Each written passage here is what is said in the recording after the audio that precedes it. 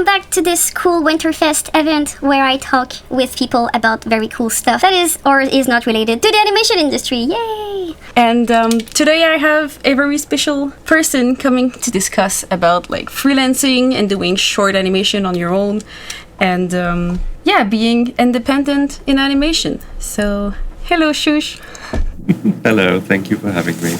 Thank you for coming. I really appreciate. I know that we're all busy, so I appreciate you spending roughly an hour here talking about cool stuff. No problem at all. I love talking about animations, so this is like a perfect evening for me, so don't worry. Oh, that's great. So how about you tell us a little bit about yourself? What do you do in life?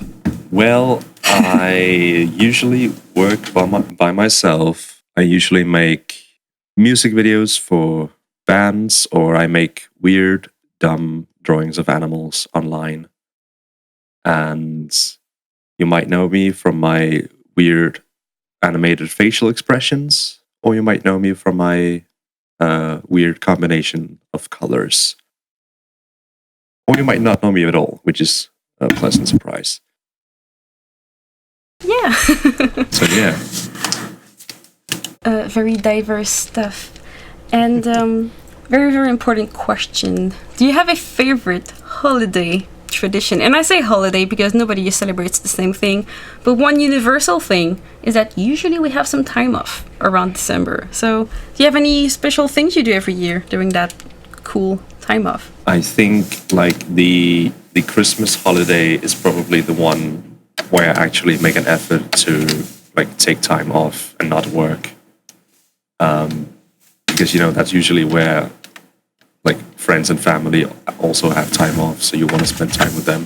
Mm-hmm. And also just like I'm sure like this is the same where you're from. Like there's just like candy and good food all around, and people are more happy, hopefully, and everything is just jolly and great. So I love just like hanging out with people because everybody's free at the same time. Exactly. And that's really rare. I feel that people have time to hang. Speaking of fun things, can you name one amazing positive event or thing that occurred to you this year? Oh boy. I'll say this year I moved in with my girlfriend, and that was really, really great because we have been together for like 6 years now. And we've just always dreamed about moving in together, and now we could finally do it. So we already talked about a little bit of what you do, and it's mainly independent animation. Did you ever work like in a studio environment, or did you mostly do your stuff indie? Well, I know that there are opportunities to do studio from wherever you live, and you could do it online, but like I didn't know that when I started out. Like I thought you had to go to a real life studio, and where I'm from, we don't really have that much animation work.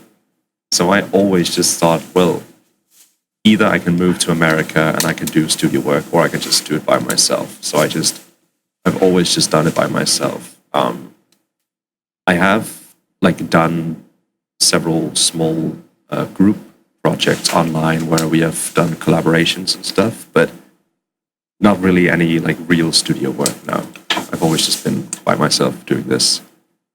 That's cool. And you mentioned that you didn't know when you started that you could get remote work. But at the same time, I think, at least to my experience, like even like just a few years back, that was not really a thing. Like remote work for animation was not super popular. Like most jobs were on site, I guess, because internet connections were bad. I don't know. Right. But yeah, I guess so. Yeah. yeah, like the industry changes so much and so fast. I went to animation school and I finished in both 2014 and in 2016 because I did 2D and 3D. The 2 times I graduated, the industry was different each time. So like, I think it just keeps changing. But it's so true. Like today, there's so much work from home. It gives more chances to people living in places where there is less animation studios. Like I'm in Montreal, there is like one every corner. I have like Canada is really good for that. Yeah, they're everywhere. That's kind of cool. You can hop to many different places. But I worked in Denmark once at one studio. One to do in the small town of Viborg, and Yeah. well, it's cool. Wish I could go back. Which studio was that? It was called Nurlum, like with the O with a strike on it. Yeah, that was years ago. I mean, when I started out, I pretty much thought you had to move to like California to get like a decent animation job. Granted, I was only like 15 when I started out, so I didn't know anything. When I was 15, I didn't even know there was like you could going to California was a possibility. I just thought that people living there were lucky and would just get all the work. Yeah. Exactly, yeah. Like you had to be born into the perfect society in order to live there or something. But it's getting less and less true, which is great. It's wonderful.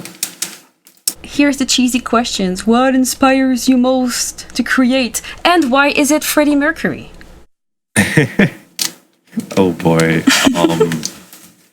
He is definitely my main source now, but I haven't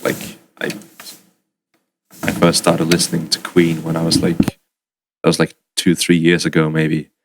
Before that there was basically just like I was watching a bunch of animation on YouTube and like just realizing that you can actually make cartoons by yourself. You don't need to like, be part of a big studio or like be part of Disney or something. You could just do it yourself. Like I was watching Ed's World and Ecoraptor and I figured out what software they were using and I got it myself and I just started drawing.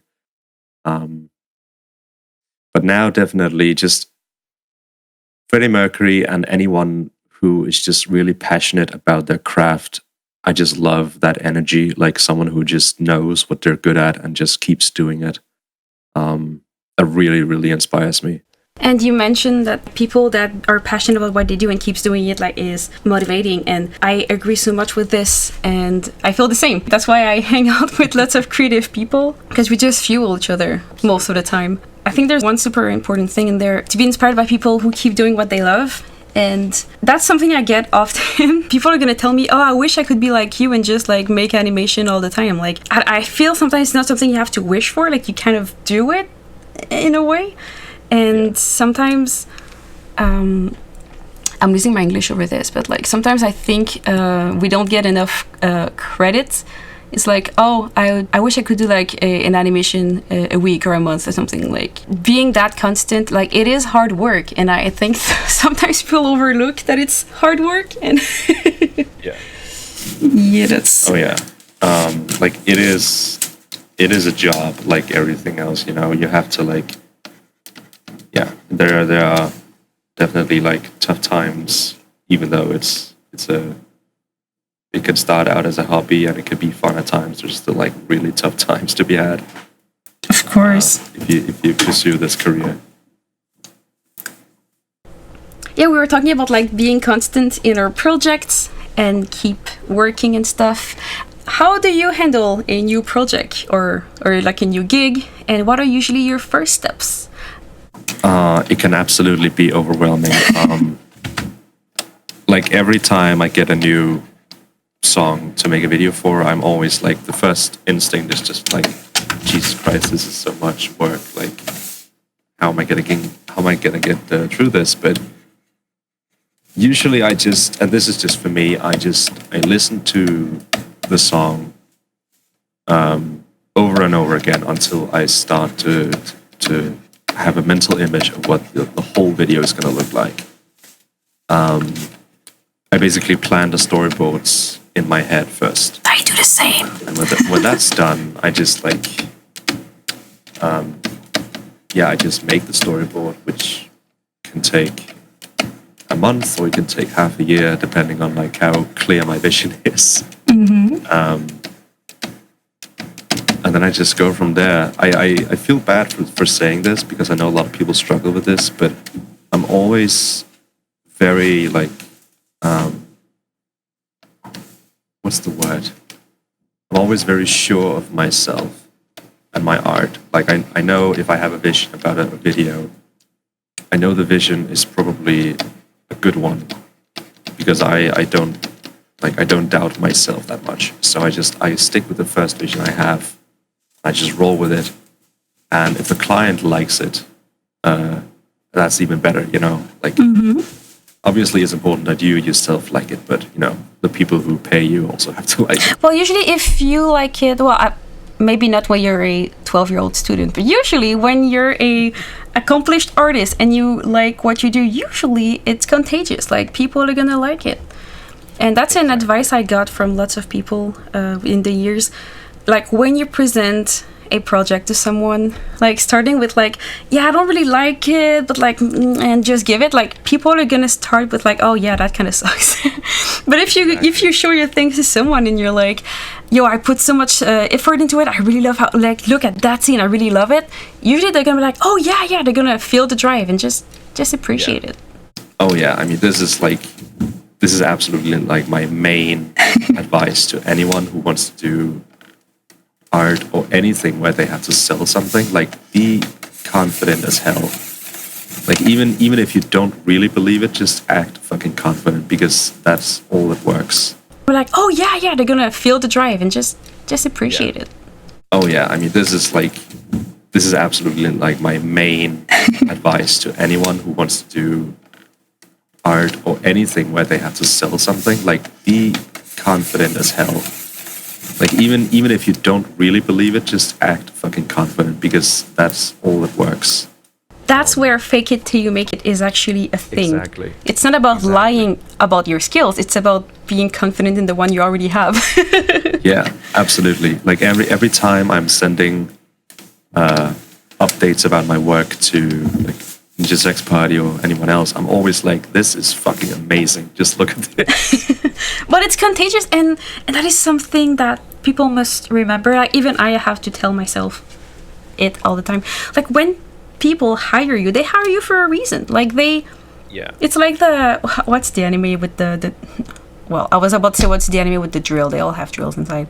Damn it. Yeah, Gurren Lagann. When the guy is like, that's one of the 5 anime I watched, so like my animes are not so great.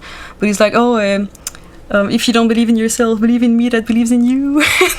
This is so cheesy, God, yes. but it's so perfect. And that's what usually people hiring you for a commission or like an animation, they do. Like they just, like they went to you for a reason. So like, if you don't trust yourself at first, I mean, trust people hiring you. They probably know what they're doing, kind of. I mean, hopefully, like they have money to spend, so I hope they know what they're doing. Yeah, most of the time. Sometimes they don't, but that's another story. Absolutely. And I don't think it's wrong for like believing and being confident in your stuff, because I guess like it wasn't always like that. I mean, you just build that confidence the more you do it. Like you find a style, you experiment, and I mean, yeah, it's something you build and you should be proud of it. Absolutely. I mean, I was definitely not confident the first animation job I got. Who was? Like real, yeah. I mean, I was like, I read through some of my emails from that time, from my first job, and I was just cringing at how unprofessional and how like, yeah, I was really not believing in myself at that time. It's awful. Speaking of looking back, do you have a favorite gig you did, and why? Oh, this is tough. I mean, I'm pretty confident in saying that everything I have done for Ninja Sex Party has been an absolute like treasure all around, because they are just, I mean, honestly, half of the thing is how is the client to work for, you know, and those guys are just unbelievably nice and humble, and they always encourage that. I heard the same. Right, they always encourage that you try new things and that you go with your gut, and they pretty much just let me do whatever I want, which is how I develop as an artist, just to try new things, and that's awesome. But my all-time favorite thing so far is a thing I can't talk about, unfortunately, but it will come out soon, like in a few months. And it's another music video, of course. That's all I do, but it's definitely been like amazing because it's something entirely new I've never done before, and it's just broadened my views on animation and on art in general, and I just love doing new things I've never done before in art. It's the fucking best. Yeah, I think that's why I like to work. When the Grumps, they do their collabs thing. Of course, it's not a full 1 minute animated thing, but I love it because it's just 10 seconds. So each time I get to do one, I just try something else. I try something new. Exactly. Yeah. Because I've been told, well, if you used rigs, for example, it would be more profitable because you could do them faster. But I wouldn't have fun. Like, I like that it's 8 or 10 seconds because I can just go wild and do whatever I want and test things out with them. Exactly. I mean, those guys in general are just so great, and they always they just trust. Yeah, they believe so much. It's so great. I think the only kind of limit we have is like don't draw a butt or something. Or like they're so the encouraging. I'm having trouble like staying inside of. Like, I always want to draw butts, but you gotta respect that.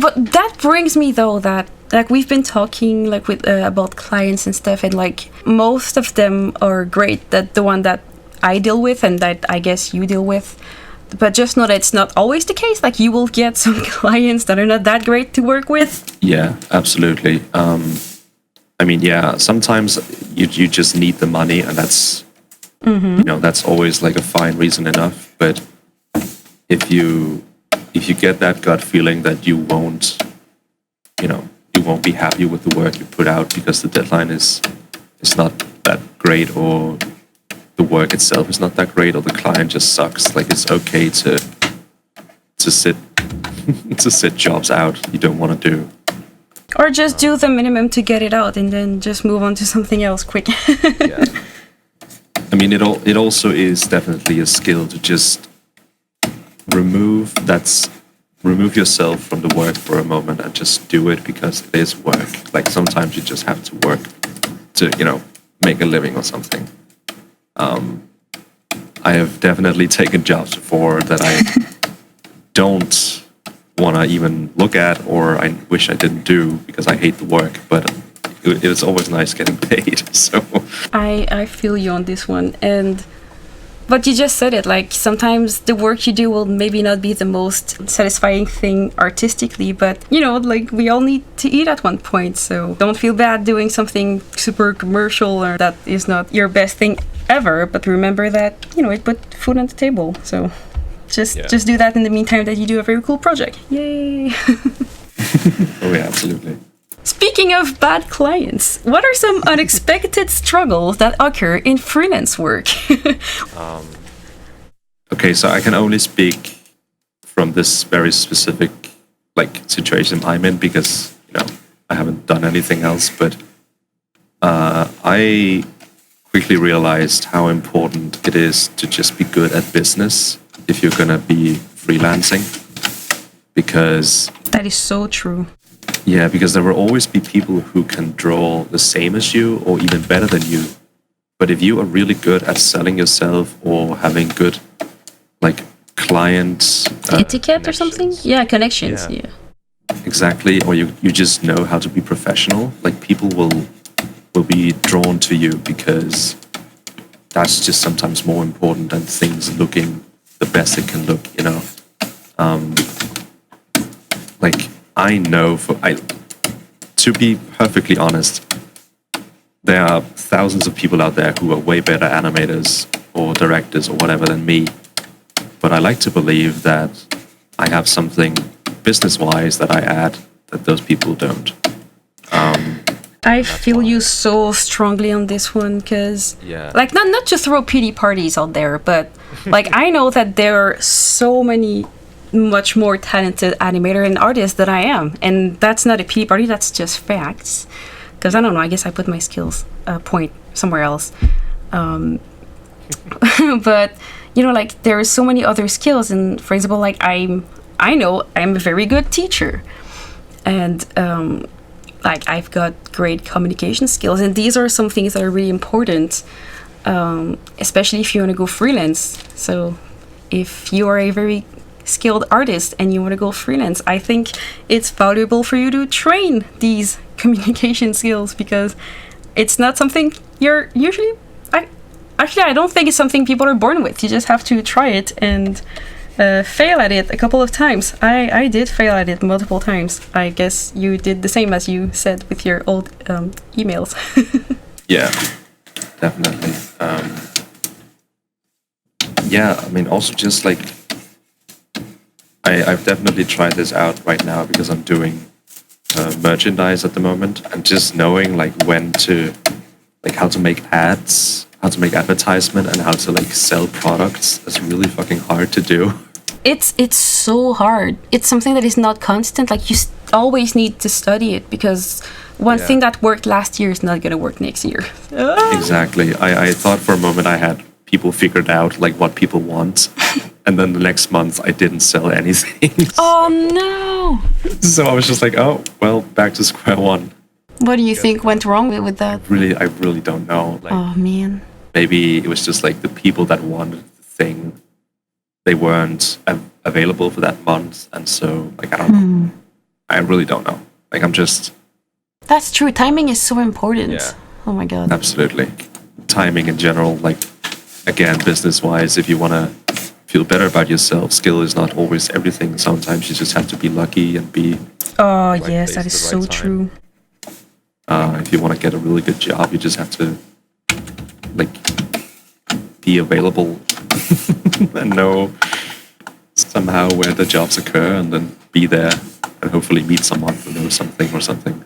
Yeah, because sometimes you have a job and it's like just the fact that you had one thing happen or one job, it's just going to lead to so many others.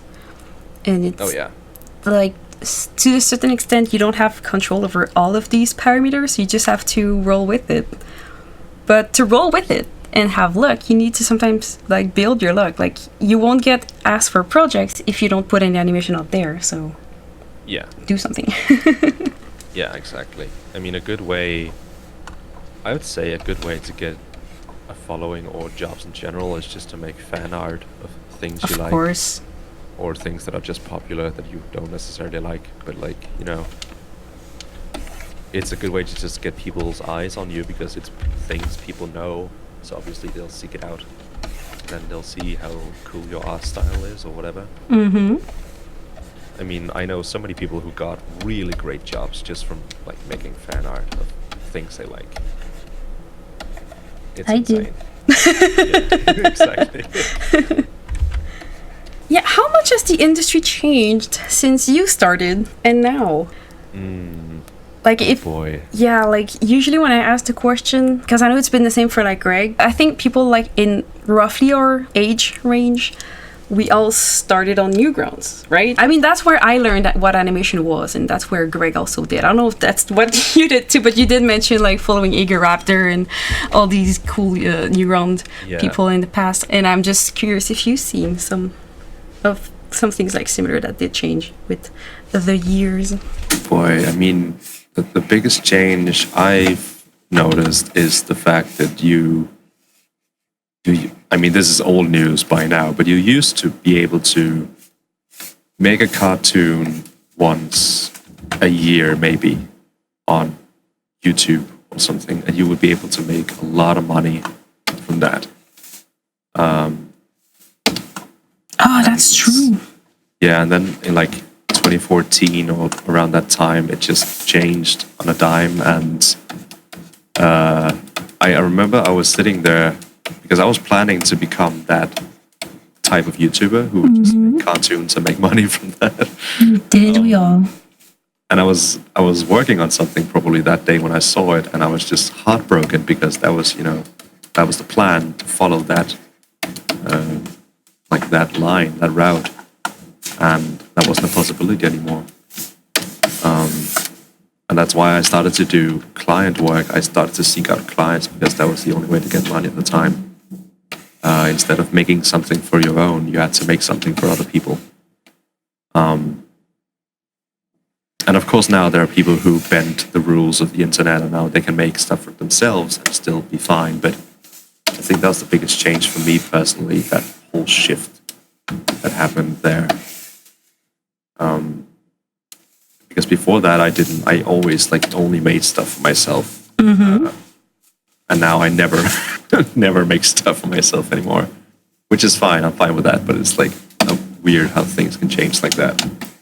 I thought these animal thingies were kind of work, that was more personal work, but I guess it's not. I suppose they are. Like I would. Well, they are and they aren't, because I would be happy to just doodle fun animals for myself every day. But the extent to which I'm making them now, like I'm making like 100 per poster maybe. I'm drawing the same animal over and over again on each poster, and I'm making the cartoons to promote them. Like I would never do that just for myself. Like that is, that is for the business part of it. If you could do something, like what would a personal project be for you? Yeah, I've been trying to think about that for a long time, and I think, like, let's say you make a Kickstarter and you get like funding to like one person. Like, what would you do? well, I have an idea for a short film, an animated short film I would like to do. And I would like to try and make that next year if I'm like, if I don't have any big jobs coming up and I have some free time.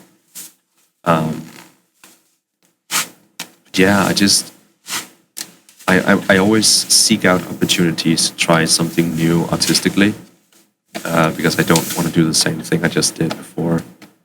So if there is an opportunity for myself, if I have an idea for a story that requires something interestingly to be made, like some interesting visuals or something, I would be down to do that if I had the time, of course. Just the lack of original ideas is a huge thing for me, because I just don't have any.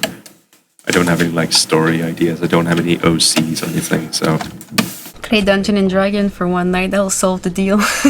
yeah, probably I should try that at some point.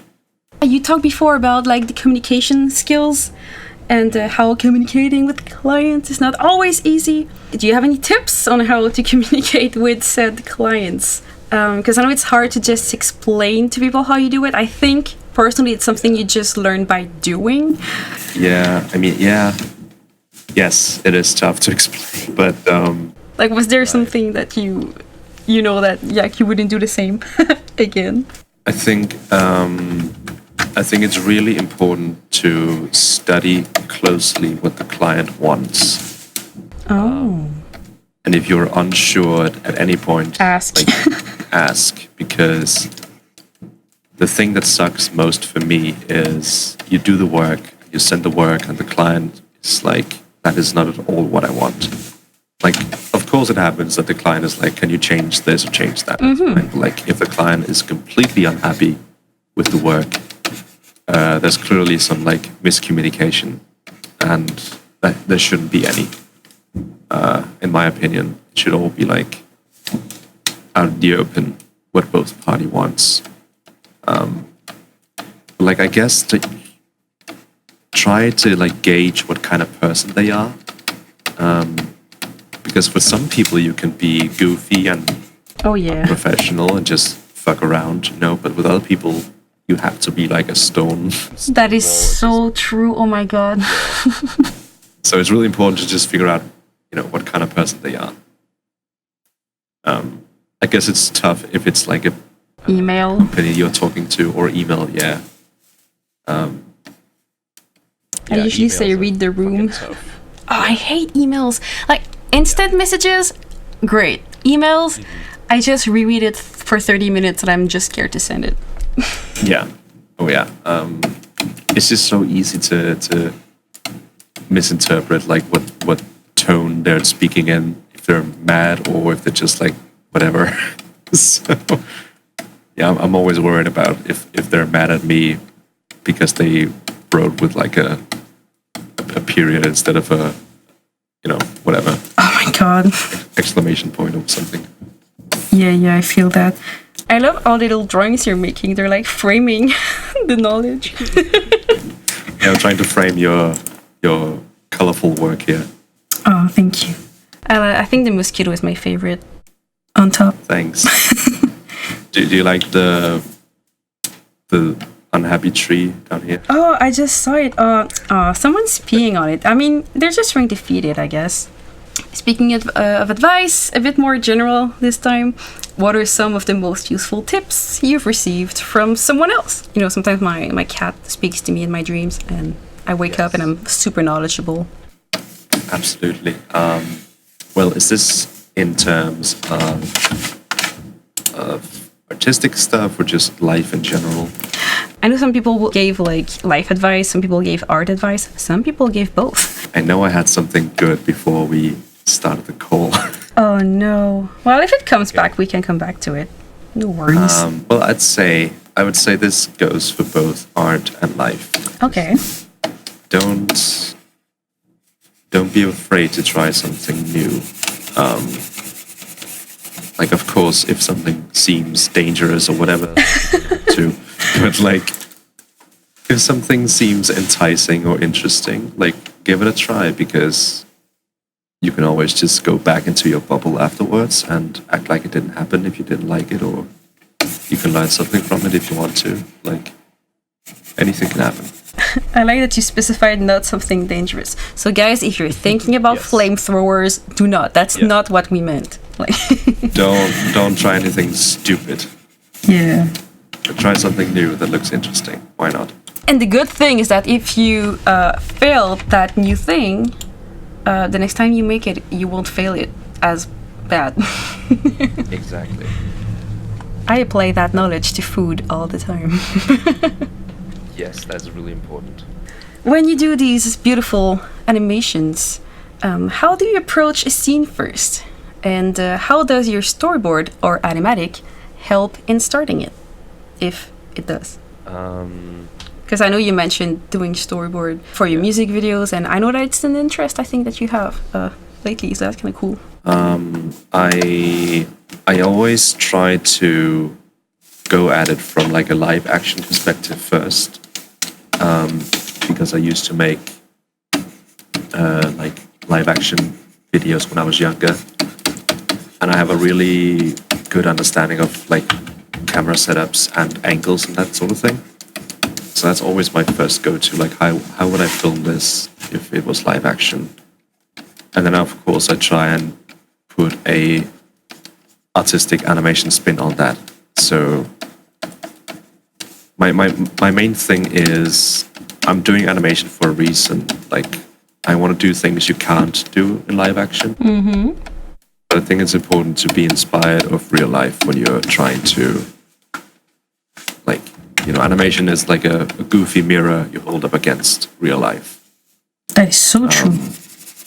But in terms of storyboarding, I always like to just jazz it out, if you know what I mean. I just like to draw with a loose hand, almost like closing my eyes, just feeling out whatever I have inside of my brain. I don't really like to like coordinate that well with storyboards. I can always do that afterwards, you know.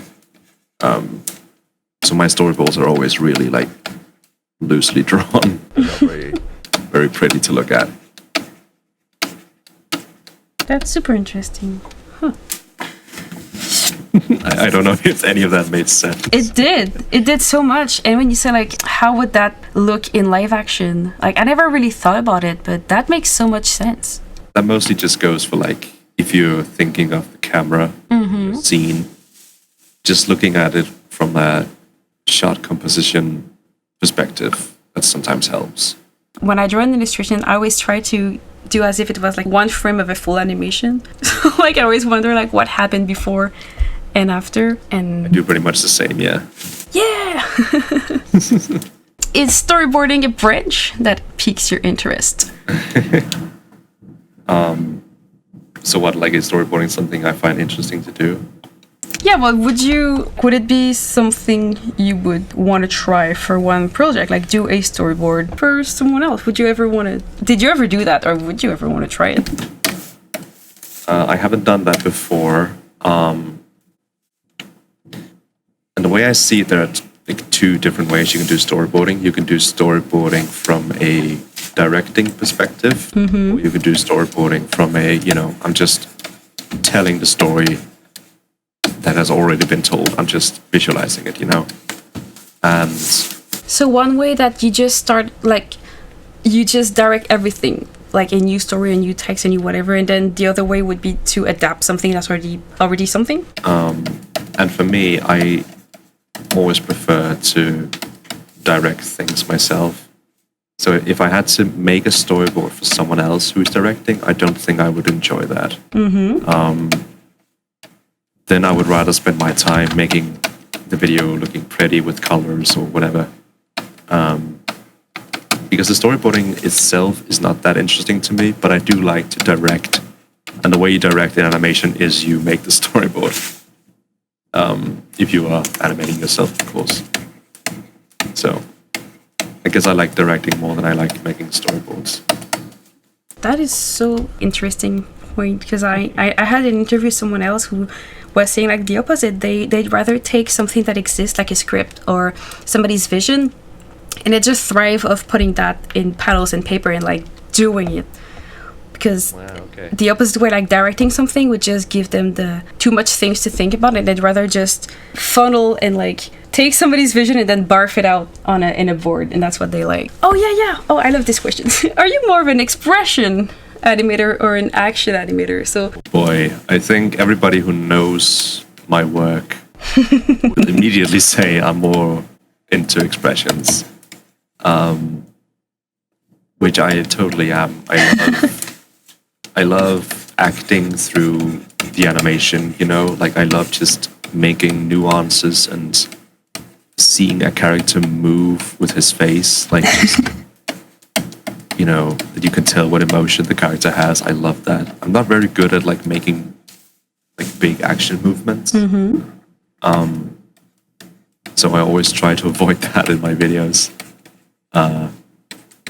I do a lot of like close-ups of my characters' faces because I just love that you can tell what they're thinking. All right.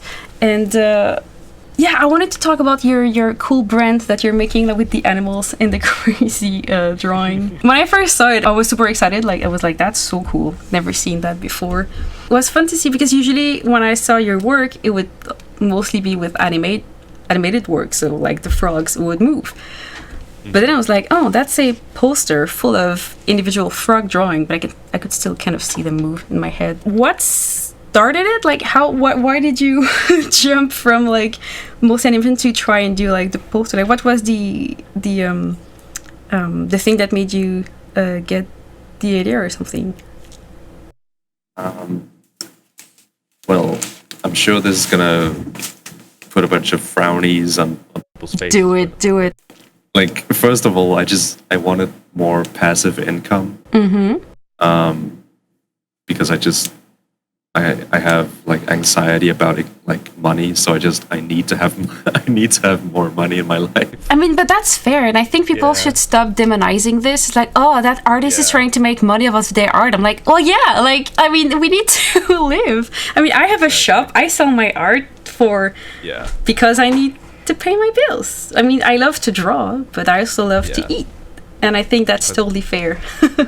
But then I thought, like, okay, I could do the easy way and just like sell like frames from my popular animations, or I could do something I enjoy. And I just love animals.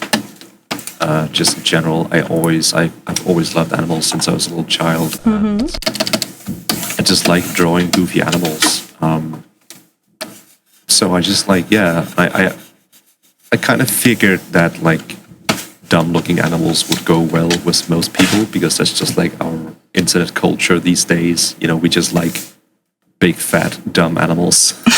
So I just figured, it's probably gonna go well with people. So and it's really easy to do, and it doesn't take that much time to do. So that's perfect for me because I am extremely busy with animation work, so I can't have too much time go into making this. So it's just like perfect for me all around. That giraffe is everything I needed today. I love it so much. I'm gonna make a small one down here. Oh, and it's singing the song of their people. Okay, art-wise, and these are the fun questions that I love to ask. When you do your art, do you sometimes work traditionally? And if so, are there any mediums you enjoy more than others? Or are you more like my friend Habo and you only do digital stuff, which is also fine?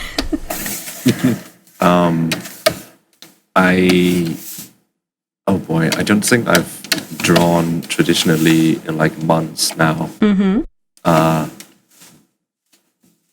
Yeah, when I draw traditionally, it's just doodling and for fun. Like I don't use it for work. But I don't draw for fun that much, so I don't do it that much. Like if I'm riding a train or a plane or something, I'll bring an art book and doodle in that. But otherwise, no, I usually just draw on my tablet. Wacom, please sponsor me, please. So you're a fellow Wacom Oh yeah, enthusiast. You gotta have fucking Wacom. I know, right? Okay. Please sponsor me. I wish they would sponsor me too. Yeah. But to be fair, like I have a bunch of Cintiqs, but I got them secondhand, and that is something I do like about Wacom. Is that, oh my god, my Cintiq, I think it's like 10 or 12 years old and it still works. Like it's one of the first one that came out. One of the big square one, like the 21 UX or something. Like it's a square. I like it because it's a square. I don't like the rectangular ones. I have problems. What do you use to do your digital work? I understand the question, but I'm curious now that you mentioned it. Oh my god, they all have such weird names. It's like a portable. I think it's called the Companion something. Yeah, the one who's kind of like a computer at the same time. Yeah, yeah. I used to. I got it because I used to travel a lot between like my home and my girlfriend's home. I always went back and forth, so I needed to have like portable work with me. So I got this, and it's fucking perfect. Nice. Like I've also had this for like 4 years maybe, and it still works perfectly. It's awesome. Yeah, so if Wacom, you're listening, please sponsor this man. He'll be a big supporter. Yeah, I like them. I think they're reliable, and their customer service is just mint. I called them a few times because I'm clumsy, and yeah, they're always super nice about it. I'm just like call them to have a chat, and they always like are down to just talk about whatever. They're really nice. Of course you don't. But I should. Honestly, they're cool people to talk with. So now that we made some cool advertising, can we get a free Cintiq? Thank you. You can send it to our mail account that we will not provide here, but you can always reach out to us. Yay. Okay, this one. When you did your first try of animation, how was it and how did you do it? Because back when I guess, started, I think like it wasn't that easy. Like today, if you want to start animation, you go on YouTube and you just type how to do animation. But when I started to animate, like I don't think YouTube was even like popular. I do remember having to ask my friend, "Oh yeah, what was the website you talked to me about this morning?" You something, and I mean I'm French, so like I had no idea it meant YouTube in English because I didn't speak English back then. But like yeah, like I think most of us when we started animation, it was really like a personal thing, and it didn't go so well. So what was your first experience with animation? Oh boy. Well, I can tell I'm a bit younger than you because I pretty much grew up with YouTube. And I just like, I think I just like learned from, I didn't learn from, but I found out like which software my favorite animators used, and I just got it. And yeah, it wasn't until a few years later when people started doing tutorials that I actually learned how to. But like my first animation ever was really shit because I didn't know what in-betweens were for the first. Like, first of all, I didn't know what that was, so I just like animated the frames as they went along, you know, and yeah, it was. I think I have it. If I can send it to you if you want to show it. Oh my god, that would be gorgeous. Yeah, I'll do that. It's like 2 seconds long or something. It's really shitty. But it was just fun to do. It was fun to see something you drew like move around, you know. That's why I started to animate. Like I could draw, but then like if it could move, that was the next level. It was like sorcery and magic. Like it's alive. I think when I started at first, I tried to take like a couple of sheet of paper together, and I think I stapled them together, and I tried to like animate, but then I couldn't see through, so I tried to animate like standing up and putting my sheets on the window to like see my drawing from before. It was ratchet. It was insane. I think I did something similar with like a lamp. I put it up against the lamp, but then the pencil went through the paper. Yeah. Oh, I probably tried that too, and then you learn from mistakes. Yeah. Or putting a lamp under a glass table, and then it gets super warm, and you burn your hands on it. I mean, Yep. if somebody wants to animate, like somebody's gonna animate. There's ways to. There's nothing stopping us. I know, right? But then I think I was like 9 when I found about like Newgrounds because I had a big brother. Yeah, we were seeing some weird thing, but some cool thing. Like there was like the madness or things that Ecoraptor were doing and stuff. And I think like that's when I was like, oh, what are they using? And then I got Flash for Christmas. Like one of my uncle got us a bootleg version of like Flash MX 2004. He was like, oh, look, kids, you can make moving pictures with that. I'm like, well, it's so rad. And then it was drawn with my mouth. It sucked. But things were moving, and it was fun. So, yeah. Yeah, I also remember a time where I didn't have a tablet, so I had to animate with a mouse. That was really, really not the best way to do it. Kids these days will never understand. No. I never fucking get it. To be fair, I lost my shit when the first Cintiq came out. That was insane. I was like, "What? You can like put a pencil on the screen? What?" When was that? What year was that? I think it was 2010. I think I think I was. I don't remember. I think it's 2010 or like 11 or something. Damn. I think. When like I think the first like Cintiq came out and people lost their shit. I lost my shit. And it was so expensive. Like I remember my first Cintiq, I got it on my second year of animation school. I think like my parents wanted to like encourage me to like push forward or whatever, and they got me like a Cintiq, but that was like my birthday and Christmas present. I think it was like $1,000 or something, like $900 Canadian. That was super expensive. Jesus. And now I can find it for like $200 on Marketplace, and I die inside. Like now they're so inexpensive, but the first one was like 12 inches and super pricey. Today it's much easier to get them. I mean, they can be expensive still, but at least now you know it's fucking worth it. Oh yeah, too. Oh yeah, totally. Yeah. Gosh, you have a really pretty handwriting. Thank you. Jesus.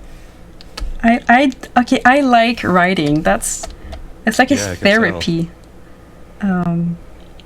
Yeah, sometimes when I don't know what to draw, I'll just take my book and I'll make a list of what I need to do, or like just plan something. Like I just need to write, and it's. Do you have like a bullet journal? I don't, but I have you like should get one. Yeah, I really want to this year. Like, I've seen so many of my friends do it. I'm like, I need that. It will help organize my brain. Because I have so much things going on at the same time. 2 jobs and a YouTube channel. Yeah. And you can make it look all pretty with colors and stuff. And washi tape. Yes. Do you have a bullet journal? No, but my girlfriend does. She like spends hours making it look pretty. Oh my god. Like by the time she's done with the month, like it's already the next month. But it keeps you busy and creative during that month, so I guess that works. Yeah, that's cool. Great, another tangent.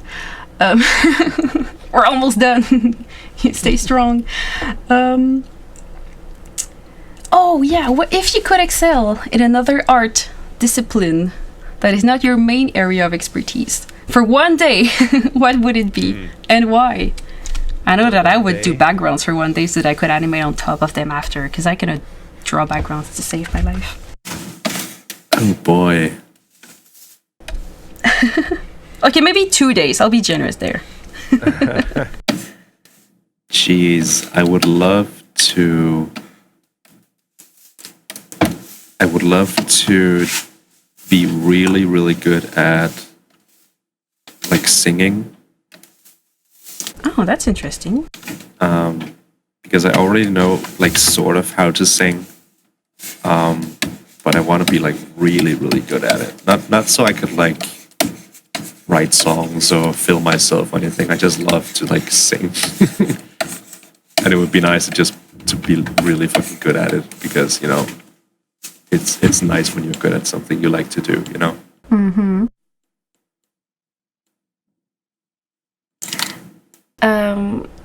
Yeah, speaking of music, I know it's not in the questions, but do you play any music? Like, do you play an instrument or something? I don't know. Oh. Pick up the ukulele. You can sing and play the uke. Only for strings. I would love to like learn any instrument, basically. But it's hard. It's hard to learn something new when you're like above the age of like 5. So. But you can learn ukulele. I'll teach you. Probably. Okay. Do you know how to do that? I do, yeah. I used to carry some with me all the time. You know what? I'll try that. Absolutely. Nice. And it's like the singing at the same time part is the hard thing, but it just comes. Like at one point you're gonna have like a click and it's just gonna work, but you have to try it and fail. I'll make sure to have like ukulele in all of my animations then. Nice. You know, it's a fun thing to carry around. It's quite inexpensive, so usually when people want to try music, that's what I guide them to, because piano, it's confusing. There's so many keys. Guitars have 6 strings. I'm scared. And basses are too heavy. But ukulele is great to start. Yeah, and you can keep it in your pocket. You can hit people with it. All right, and that's it for like the art-related questions. Do you have anything else you wanted to share? I had a really good dinner today. What was it? I made a homemade burger. Go on. That's it. That works. Yeah, to finish this cool Winterfest interview thingy, do you have general life advice that you can give? You know, like don't run with scissors because it's dangerous. Right, that is a good advice, honestly. Okay, so you agree with this one? Yes. Perfect. I would have told me that. But, yeah. General life advice from Shoocharu sounds like this. Try, when you're talking to someone, try to like really listen to them and just like be open to the conversation. Like if you have something you really want to say, maybe like wait before you say it and just like listen to the conversation, because I feel like some people just don't do that, and you miss a lot of good nuggets when you don't listen. And I didn't mean to sound like an angry mom, but yeah, I guess just listen to the people you're talking to. I guess that's my advice. That is a very, very good advice. Especially, no problem. Especially with how it is today. Like, I mean, not gonna hide it. Like more and more of us are hanging on voice calls and things like Discords and events like that. And I do hate when these kind of calls happens, and even though there's like 8 or 10 people in the call, it's just about like 1 or 2 people, and they're just talking amongst themselves and forget everyone around them. And I don't think it comes from like a bad place. It's just that people don't always notice. So I really appreciate you mentioning it today. I hope that people can look into themselves and be like, is it me? Yeah, and don't like if you are like a person who talks a lot, that's okay. Like like you shouldn't like be self-conscious about that. It's just like, you know, when someone else is talking, there are probably more than just the words that they're saying. There are probably like layers to that. So try and listen for that. That is such a good advice that I wrote it. Sweet, thank you. That's a cool t-shirt. Thank you. And I just need to write by Shoosh.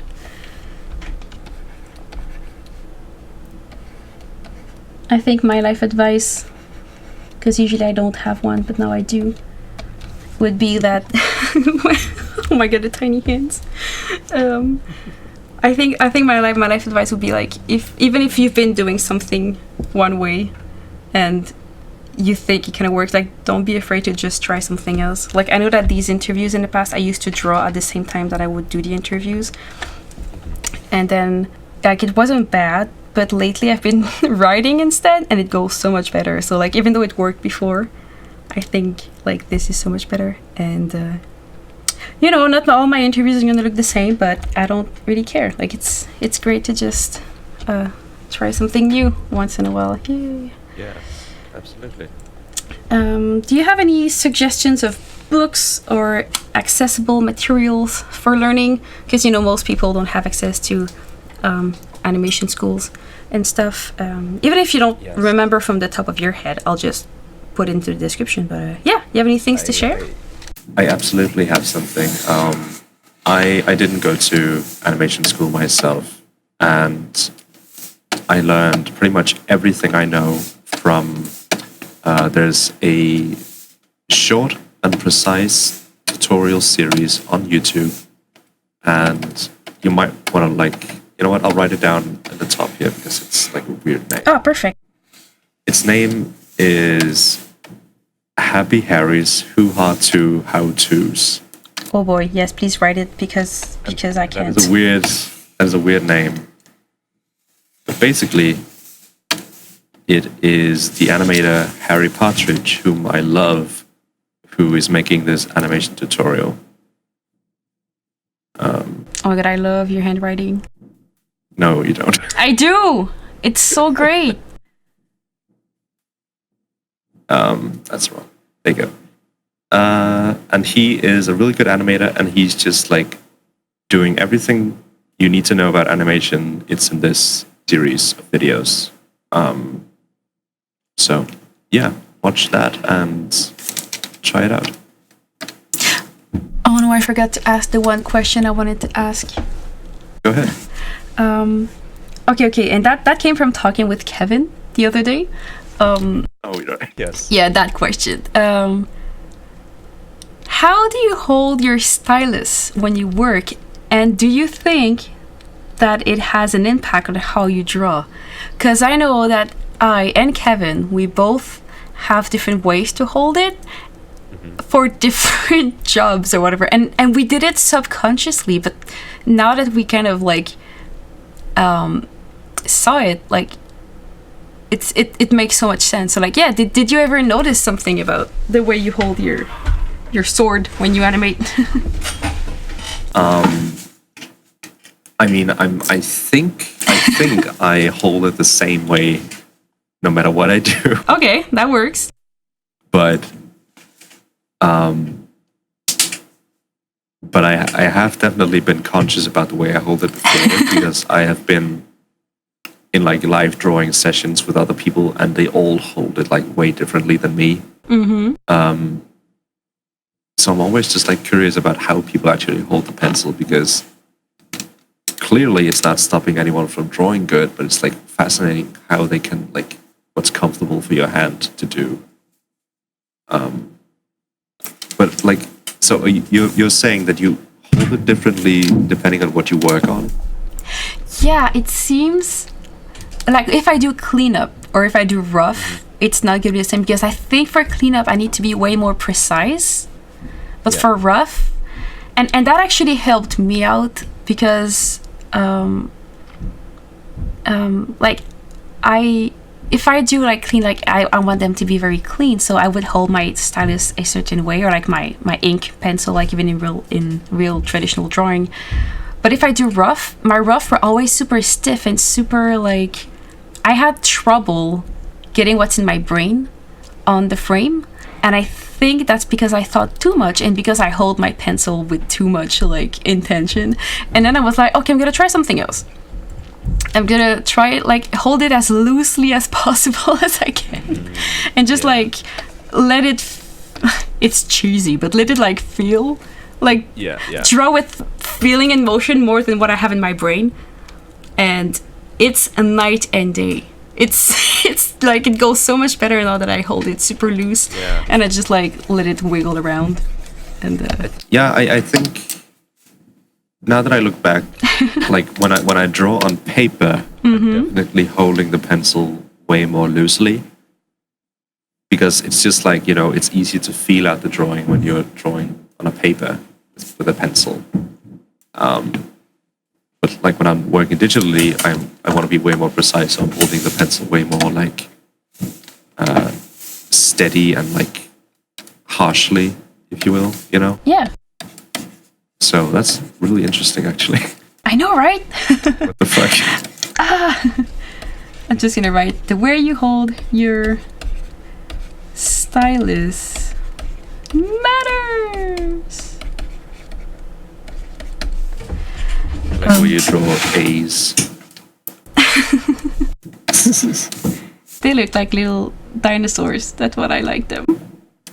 Oh my god. It does. You're doing the fucking computer A instead of this. Yes, because I'm a special snowflake. Wow. Uh-huh. Never seen that before. Wow. It's a dinosaur. Just It's a baby dinosaur. The neck just didn't grow yet. Like when it goes adult, it's gonna grow a long dinosaur. Imagine I don't know how they're called in English, but like the one with the long necks without the long neck. Oh yeah. I want to see a Photoshop. I'm pretty sure there's already Photoshops of that. I need to Google it after. Oh my god, I love it so much. And then it would kind of suck, because you know these dinosaurs, they need to reach out for the big leaves in the trees, but it would just eat bushes, so they'd be bushes eater. yes, bush eaters. It's a new animal reign. Like there's the herbivores, the carnivores, and then there's the bushes eater.